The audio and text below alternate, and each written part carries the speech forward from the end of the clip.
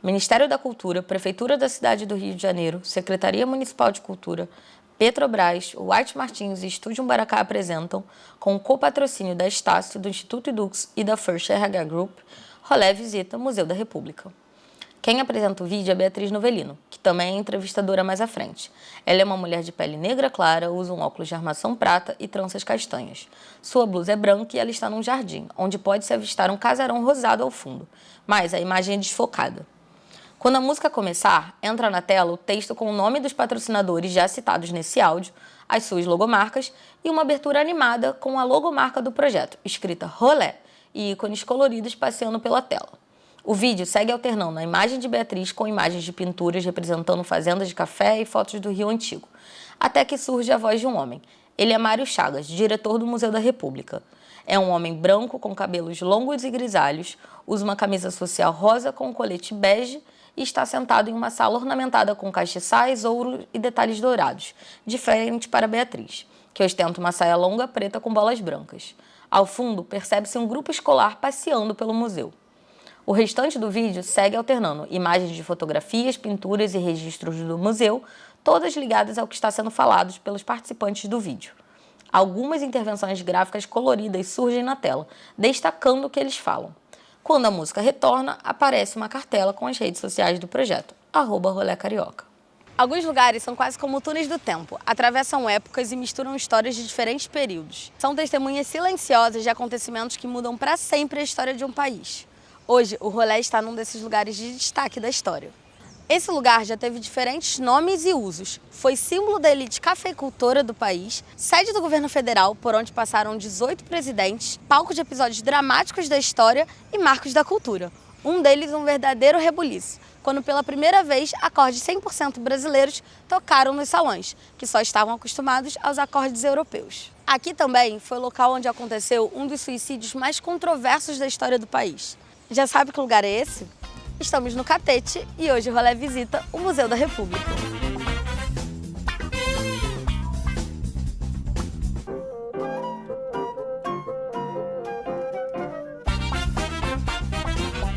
O bairro do Catete foi palco importante de dois períodos distintos da história política e social do país, o Brasil Império e o Brasil República. Foi durante o Império que se tornou um bairro nobre, quando os barões do café estabeleceram suas residências aqui para desfrutar de uma vida mais cosmopolita na cidade, próximo ao centro, que era sujo, movimentado e cheio, mas sem se misturar demais. Em 1889 foi proclamada a República e com isso uma sede era necessária. Por isso, alguns anos depois, em 1896, o então Palácio do Barão de Friburgo passou por diversas reformas para receber a sede do Poder Executivo Federal, que durou até os anos de 1960, com a transferência da capital para Brasília. Mário, me conta um pouquinho, o bairro do Catete já foi um bairro chique? É verdade, Bia, esse bairro foi um bairro chique, um bairro nobre, né? Um bairro que ainda no Império foi habitado por barões, como é o caso do palácio onde nós estamos, que foi construído e habitado pelo Barão de Nova Friburgo. Esse bairro, na verdade, foi habitado por pessoas com condições financeiras, com posses econômicas. É um bairro que ficava próximo, portanto, do centro da cidade do Rio de Janeiro, né, mas que mantinha um certo distanciamento e habitado por uma elite. Ele se manteve assim durante toda a segunda metade do século XIX e durante boa parte ainda do século XX, porque aqui habitou o Barão de Nova Friburgo, era um rico fazendeiro de café, um homem bastante rico, entre as grandes riquezas do Império, né? Teve uma riqueza sustentada em cima da agricultura, do comércio e do tráfico de escravos. E esse homem mandou construir esse palácio entre 1857 e 1866. Foram 9 anos de construção. Né? Ele morou aqui 2 anos e morreu. E logo em seguida veio a República e a República acabou comprando. A República, como nós sabemos, né, foi proclamada em 1889 e a presidência, o Poder Executivo se instalou ali no Palácio do Itamaraty, junto à Central do Brasil, mas em 1897 a República se transferiu para cá, porque, de fato, o Palácio do Itamaraty era mais acanhado. Precisava de um lugar imponente. Precisava de um lugar imponente. Esse palácio, eu gosto de dizer que ele pode ser lido como que em três tempos, em três claves. Né? Sim, tem um tempo em que esse palácio foi a casa do barão, né? Foi uma casa do Império, então uma habitação, foi uma residência. E então tem um outro tempo em que isso é casa da presidência, então aqui tem as marcas da República, e tem um tempo que deixa evidente as marcas do museu. Então foi casa de residência, foi casa da presidência e é casa de ciência e cultura. Então, que hoje é esse tempo do museu. E essas marcas estão aqui. Mas o palácio é marcado por acontecimentos também significativos. Né? Fazendo um relato de uma breve história que aconteceu nesse Salão Amarelo, né? Que é um salão de música, ou salão veneziano, como nós falamos, e ali aconteceu, né, assim, um fato especialíssimo da República Brasileira, que foi quando a primeira-dama, Nair de Tefé, esposa de Hermes da Fonseca, muito bonita, intelectual, chargista, caricaturista, e publicava nos jornais, foi a primeira mulher, até onde se sabe, a ter uma caricatura publicada nos jornais, mas a Nair de Tefé, ela, então, aprendendo violão, e o violão muitas vezes foi associado à malandragem. Então, e a Nair de Tefé executa ela mesma no violão, num sarau, ela executa o corta-jaca, um machixe da Chiquinha Gonzaga. E foi um escândalo, você pode imaginar hoje. Mário, e dos 18 presidentes que já passaram por aqui, né, que despacharam daqui, que outras histórias você conta pra gente? Tem histórias de verdade fabulosas, porque aqui a vida da República aconteceu. Né? Desde o primeiro presidente que aqui entrou, que chama-se Prudente de Moraes, que vem a ser o primeiro presidente civil da República. Né? Então, ele aqui então se instalou, né? E daqui partiram, por exemplo, as ordens para o combate em Canudos, né? No governo de Prudente de Moraes. Então, esse palácio está ligado também, né, a toda essa dinâmica, a uma guerra bárbara, né, que implicou na morte de mais de 25 mil pessoas em Canudos. Então, uma situação de verdade grave. Falando desse primeiro presidente, poderíamos falar no último presidente que aqui habitou, o Juscelino Kubitschek.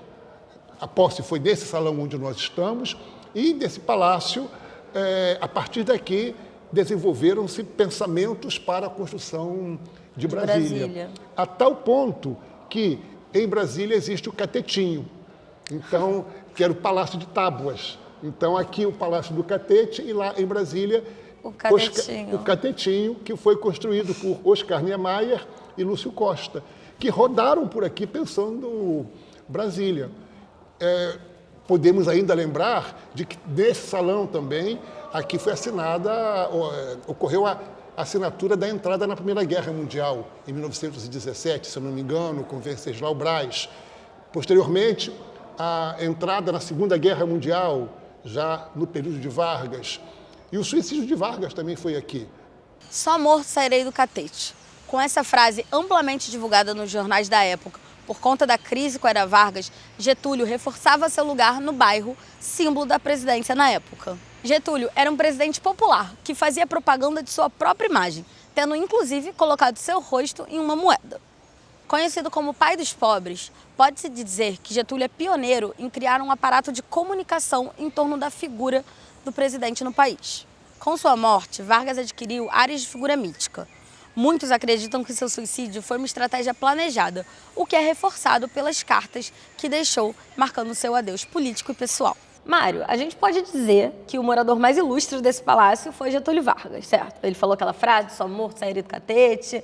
Me conta um pouquinho da relação dele com o palácio, o prédio, o bairro. Na verdade, Getúlio Vargas foi o presidente da República que ficou por mais tempo ocupando o cargo, por 15 anos, né? Com intervalos, mas por 15 anos. Então, no primeiro mandato, ele não morou aqui, ele morou no Palácio Guanabara. Mas já depois, no segundo mandato e no último mandato, ele morou aqui, né, no Palácio do Catete.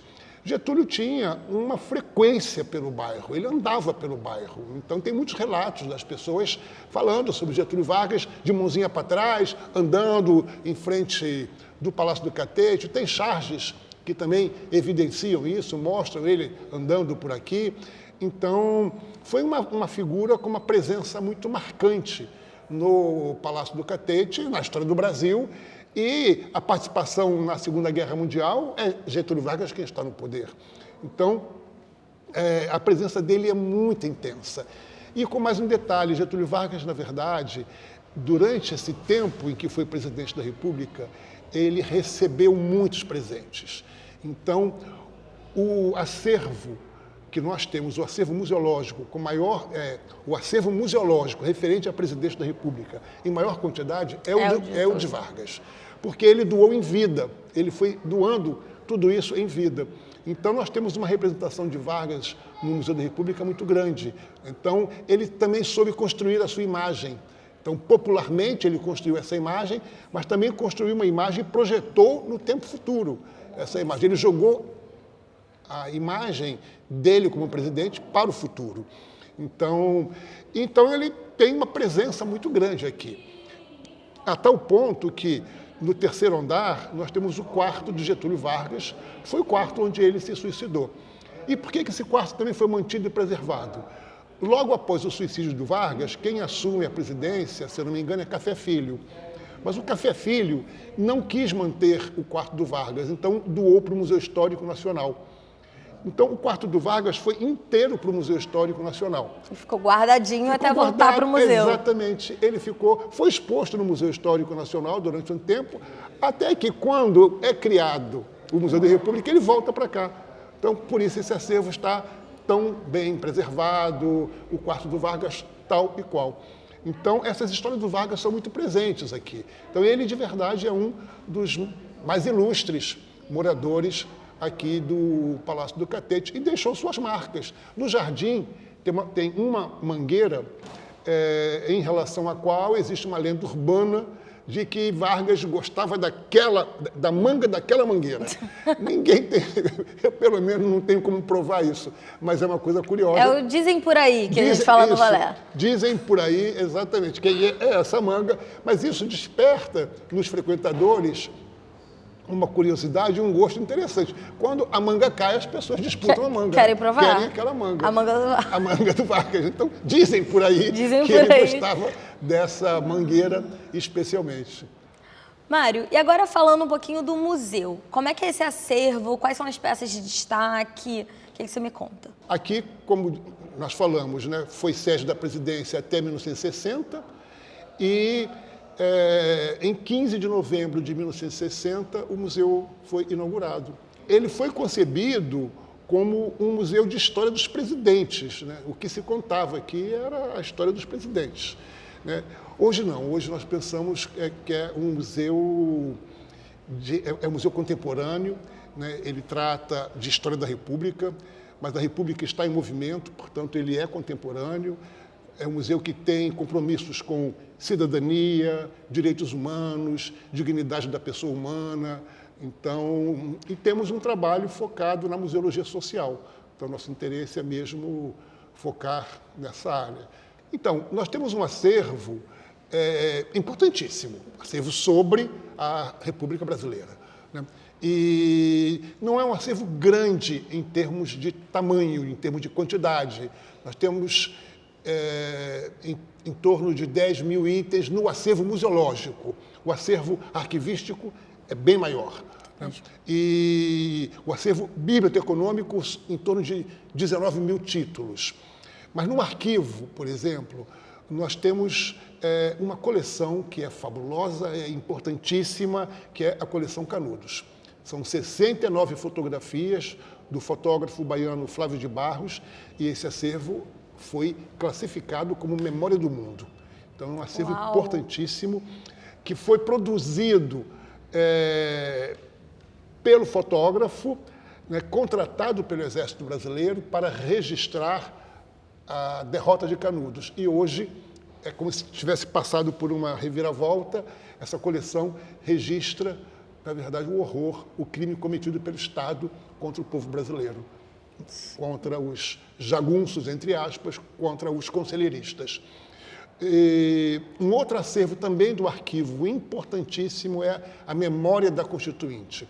A Memória da Constituinte de 1987, 88 está aqui no museu. São fotografias, são cartazes que abordam as grandes pautas. A pauta feminista está lá, a pauta indígena está lá, a pauta do movimento negro, alguma coisa da pauta LGBTQI, mas é pouca coisa. E aí de verdade, pouca coisa. Mas a pauta da reforma agrária, a pauta da educação, da juventude, do ECA, todas essas pautas estão registradas nessa coleção Memória da Constituinte.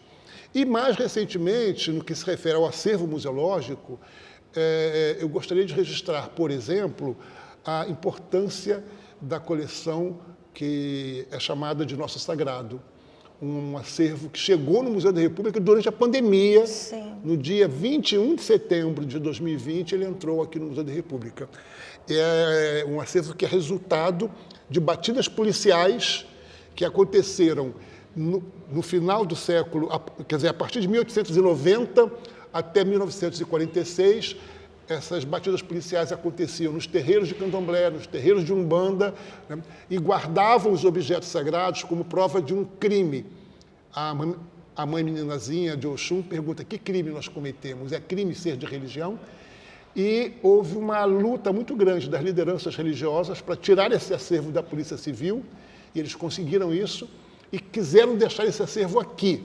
Veio para cá. Eu hoje entendo, Bia, que esse acervo veio para cá como um grande gesto de reparação. É uma reparação simbólica importantíssima, porque as ordens para as batidas policiais ou nasceram aqui ou tiveram a conivência de quem estava aqui. E nós hoje temos essa coleção formada por 519 objetos sagrados, importantíssima, importantíssima.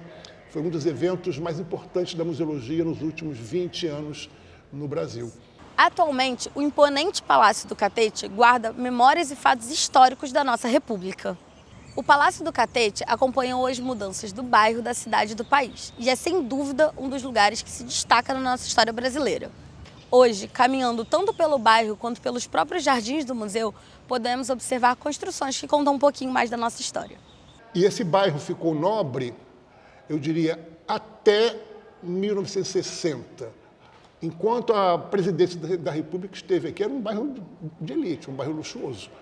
Todo o entorno dialogava com o que estava acontecendo aqui dentro do palácio. Exatamente. Por isso, até hoje, nós temos uma rede hoteleira aqui tão expressiva.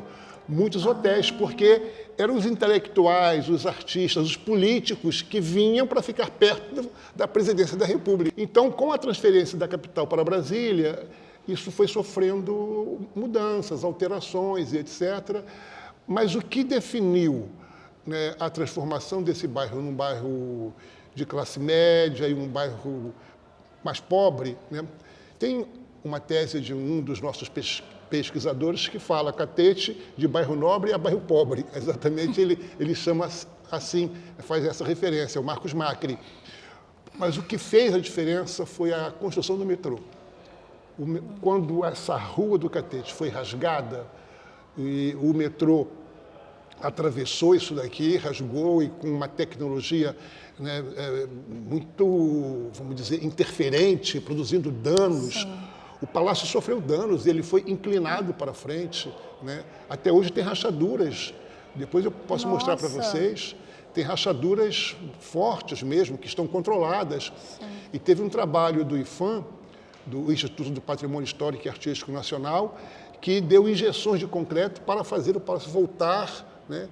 Então, ele foi reequilibrado, mas ainda hoje o trânsito, né, esse tráfego do metrô, ainda hoje abala isso Abala aqui. um pouco as estruturas. Então, e quando o metrô rasgou a Rua do Catete, Esvaziou um pouco. esvaziou tudo isso aqui, né? população. Então, era muita poeira e o comércio faliu. Então, as movelarias que tinham por aqui faliram, muitas casas faliram e os imóveis ficaram desvalorizados, totalmente desvalorizados, porque quem é que queria morar junto de uma obra do metrô, né, o tempo todo, com barulho, com poeira, etc. Então, só depois de construído, né, tempos depois, 10, 15 anos depois, é que o bairro foi voltando à normalidade. E hoje é um bairro de Zona Sul, mas com cara de Zona Norte, né? Então ele tem assim uma coisa curiosa, que ele está na Zona Sul, mas ele tem um movimento popular, tem um gosto popular. Então, Sim. aqui, Bia, também tem coisas assim marcantes, né? Nós estamos num salão, para se ter uma ideia, aqui foi a posse do Juscelino Kubitschek. Foi nesse Né? salão Foi aqui. nesse salão. E esse salão tem um nome? Salão Nobre. Esse é o Salão né? Nobre. Esse é o Salão Nobre. E, de fato, é o salão mais Suntuoso. enobrecido, mais suntuoso, com esses espelhos. Com os dourados, né? Os detalhes dourados. Lustres, a vida de Apolo contada por aqui. Gradualmente, essa popularização e essa divulgação do museu foi sendo ampliada, né? E eu assumi a direção do museu em 2018, em abril de 2018. Uma das coisas que nós percebíamos, eu percebia muito isso, é que havia um impedimento de uso da grama. E esse impedimento tinha um respaldo aparentemente técnico, mas nós conversamos com várias pessoas, não havia nenhum sentido para esse impedimento de uso da grama. Então, nós liberamos o uso da grama. Isso mudou a configuração do jardim radicalmente, porque passou a ser um lugar de deleite, de você poder deitar, né, se deleitar. Então, Mário, para a gente finalizar nossa conversa, por que vale dar um rolê no Museu da República? Vale dar um rolê no Museu da República, sim, porque o Museu da República é um atrativo especial.